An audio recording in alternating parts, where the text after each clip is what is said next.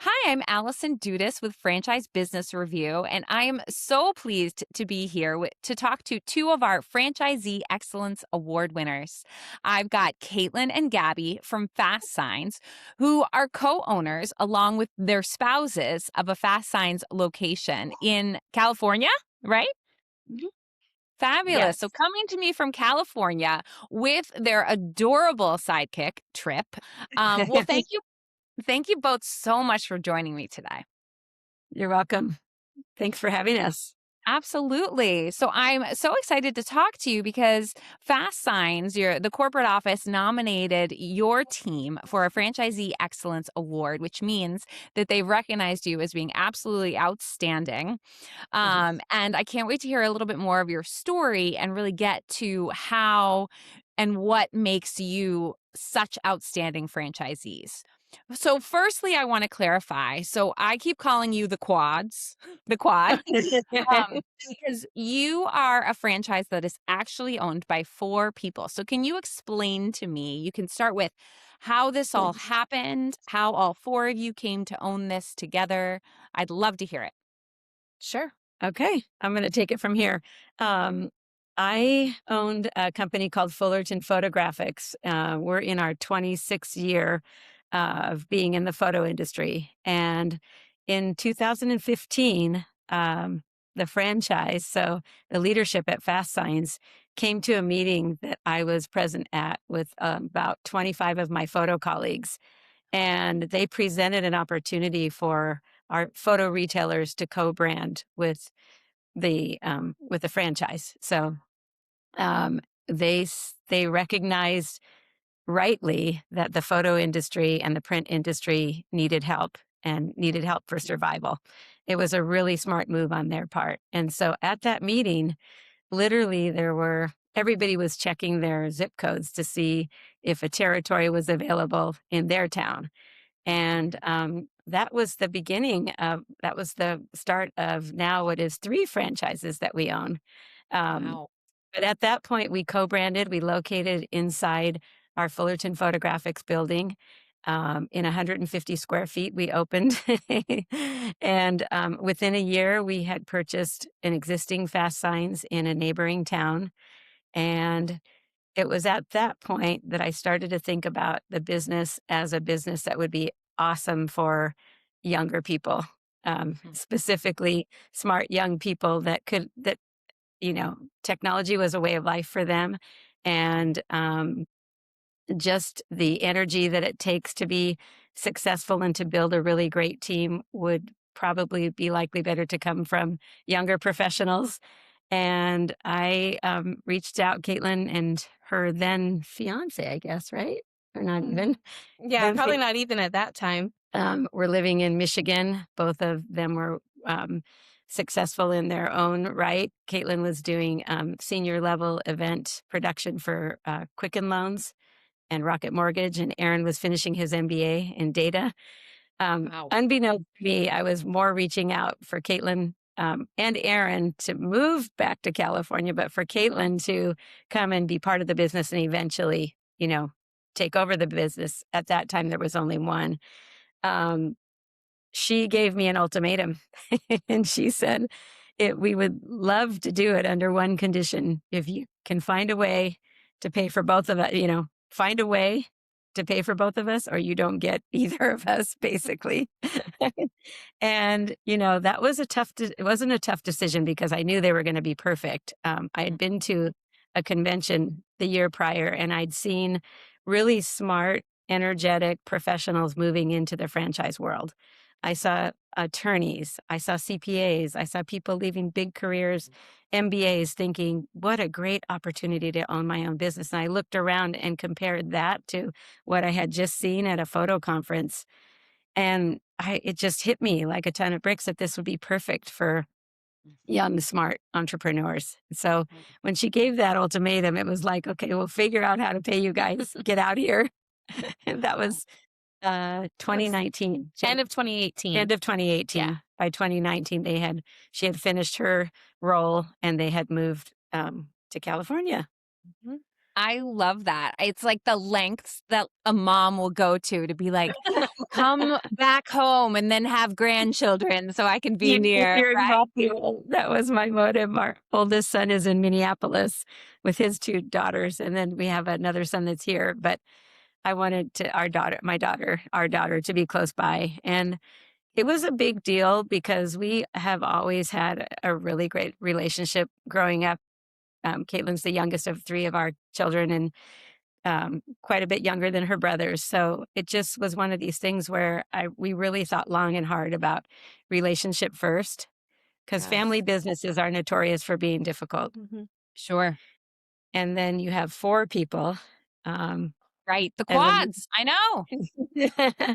and when my husband came in to the business when we bought our second franchise, he was leaving corporate retail had spent his career in the grocery industry and in the home improvement industry. So it was a big shift to come in and all of a sudden learn To be a smaller business, a much smaller business a with smaller team. the smaller team, fewer people working with us. And of course, I'd been the boss of one company for 25 years.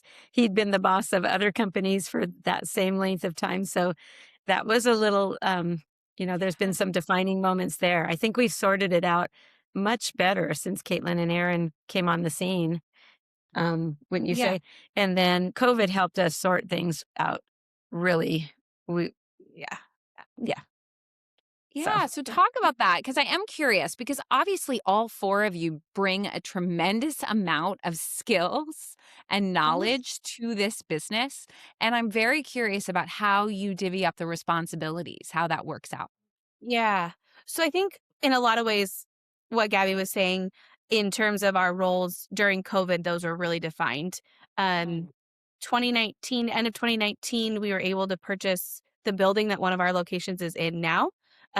So we own our real Huge. estate. Yeah, huge.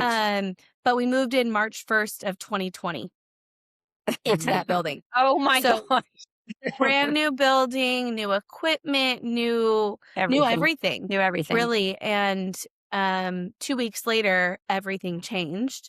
The world changed. We had to make some really, really tough calls with our team that we had at the time, because a lot of our business, my background, as she mentioned, is event production. And March is a really big event month in Southern California, Orange County. And those events were just canceling. And we were just watching like things just Fall go off. away, Yeah. just disappear. So we made some tough calls. We were quick to do so. And we got our team on unemployment right away. The whole entire team we Our let whole go. team we let go, with the exception of we had a remote graphic designer who stayed with us. And we just said, the four of us are going to figure this out. We have to. And that's the only way that we could do it, because at that time we'd given up everything. Nobody's hiring during that time. We weren't going to leave and try to find something else. So we figured it out. And during that time, we really, really honed in on the areas that We were good at. we were good at. So Aaron, my husband, at the time had some knowledge on the back end, quite a bit of knowledge, but he wasn't running printers before we started doing what we do now. So Yeah. he learned everything from design, file setup, troubleshooting, cutting. printing, Yeah. anything related to the world of building what we actually sell and making what we sell. And then also the installs, which is the area that Bob, my dad, really took over. Yep. Is the install section and deliveries. And he was kind of our gopher during that time that did all of the running around. Yeah. He was the one that was wearing his mask everywhere and grocery shopping for everybody and doing all of those things. Yeah. I did sales and really worked on our relationships and kind of fell into that role, which I had been doing, but even more so. And then, Gab kind of started at that point removing herself a little bit more from the sales side, which she had done a lot of before, and took herself to the higher level of where our businesses were going and the direction that we were taking them, and all the financial side of things. And passing off the relationships to Kaitlyn, introducing her to, for example, the school district, which became one of our biggest clients. I mean, we were very proactive during COVID, where we wrote a whole marketing program around school distancing signs for kids, for young kids, for Yep. elementary age kids. So we looked to corporate. Initially, they were doing some, they were trying to provide some help because they wanted their franchisees to succeed, but they were at a Absolutely. level with, building marketing for warehouses around COVID. We had a good relationship, great relationship with an elementary school district with 28 elementary schools. We were invited into a meeting and ended up having to kind of really do some selling. But at Mhm. that point, we wrote the marketing program with them in mind, and they were like, "Can we have 100,000 of these things?" Mhm. Wow. So that we worked together, the four of us, for a year and a half. Almost a year and a half that we did it with just the four of us in our building. Wow. Yep. And every day at 4 p.m., these two kids made us do FastSigns Fitness Club. we put we put our sweats on. I mean, even like using the curb outside for a Yes. stepper kind of a Oh, thing. for sure. Oh, It yeah. was No, I have so it many was fun. memories of doing that kind of stuff during the pandemic, for sure. Yeah, Well, We had we had fun. I fun. love that you brought up, not that we all love talking about the pandemic, but I think it's especially with a brand like Fast Signs, I think it's really important to bring up because we see Fast Signs appear on our recession resistant lists. Mhm. Um, and we see them get incredibly high marks in certain areas like I'm looking at my data here, like the franchise system, training and support, the franchisee Mhm. community. Yep. And these are things that, obviously the franchisor, obviously you four were incredibly resilient and creative and hardworking and deserve all the accolades for getting through that time and thriving. And also, it sounds like Fast Signs as a franchisor really Absolutely. had some good things set up for you. And as It was- is indicated from the report that we have on our site and also just the list that they continue to make. Yeah. Absolutely. Catherine held a weekly call. So she was online with us every week going over the most important things like maintaining your cash. Do not overspend. You're going to need your money. And then also, even to the regulatory things that we were coached on, it was, Mm. I thought, really, really remarkable and unexpected and so Yeah. helpful looking back on it now. Like, of course, they have a stake in us surviving, but it was Yes. more than that. It was more than that. And there were, I think, multiple fast signs that had very successful years um, in during that time frame. Mm. So Yeah, I think you're right for sure about that. Um, okay, so I just want to ask about things like, obviously you made these really strong relationships during the pandemic and how have you kept them going since things have Oh, obviously evolved since then? great question. Sure, that's a great Yeah. question. I think there's a couple things. One, those relationships are still there, so you remember this shared time together. Mhm. Um, that now was 5 years ago, 6 years ago, Yeah. Wow. which is crazy, and people have Crazy. since moved on and changed jobs and are now Mhm. with new companies, and we are a part of their story, and we're a part of their team now. Yeah. And so you have some of these people that are in really large roles. Let's just take a safety manager at a warehouse, right? Um, we're doing all kinds of stuff, especially during COVID. We were doing a lot of safety related items. But as this person in particular that I'm thinking of transitioned, she's now at her third company that we've worked with her at. Yeah. And we're part of her team that she brings with her. She knows that she can trust us. We get the job done. We're collaborative with her. And we have an understanding of what her needs are going into whatever company she's moving into. Because her role is pretty similar, right? Yeah. She's That's just a doing great it for point. somebody else in another Right. location. I think that's been the biggest area of our relationships. Mm. Um, and those have changed and grown. But the school districts are still there. We're not doing maybe as much for them. But Mm. I we're always think their first call. I was going to say they think of us first. Yeah. Yeah. And they think of us for different things too, which I think the pandemic brought out as well. Of Mm. like, can you Mm. guys do this? Yeah. I'd rather buy it from you than from So, a company that I don't know. yeah, or online. Mhm. So Right. then Oh, new that's such a relationship, good point. Caitlin. I feel like you've had in the most recent, say 6 months to a year, great connections with college people and LinkedIn Yeah. people that have turned into, they Yeah. started as maybe a relationship from years ago, Mhm. and now they've built into an amazing client relationship, that has national um, implications for us. Right. Right. Yeah, I think too that's part of I don't want to say getting older, but getting more established in our careers, right? So some of my friends that 15 years ago, we were in college together, are now doing some really Great things. big roles. Yeah. And they're finding themselves in these positions where they are decision makers.